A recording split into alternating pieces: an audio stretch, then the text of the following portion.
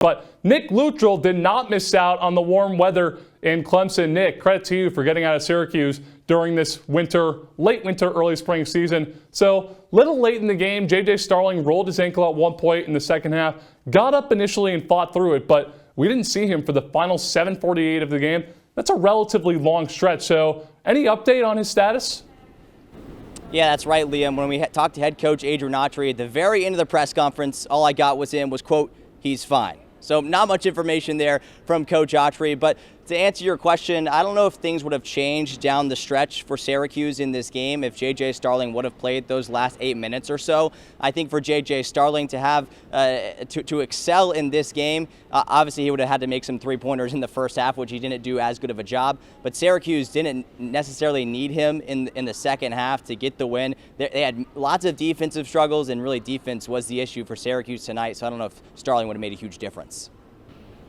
Hey, Nick, I'm curious down there in Clemson, what did you see, what was the biggest reason for P.J. Hall's really impressive first half? Well, the first thing we have to say about P.J. Hall is we have to respect him as a player. This is a guy who was a preseason first team in the ACC, and this is a player who we knew was going to be the best player on the court tonight between Syracuse and Clemson, and he surely performed like that tonight. But with Syracuse playing in the 2-3 zone, that gave the ability for Hall to execute so well defensively and offensively. You saw that big block against Chris Bell in the first or second half, I can't even remember, but in the first half he just dominated that Syracuse defense. That's why they had to switch to the man-to-man defense in the second half. Nick, Judamins had 20 points today, a team high for Syracuse, but it took him 21 shots to get there. Was there like a certain reason for all this high volume from Mintz today?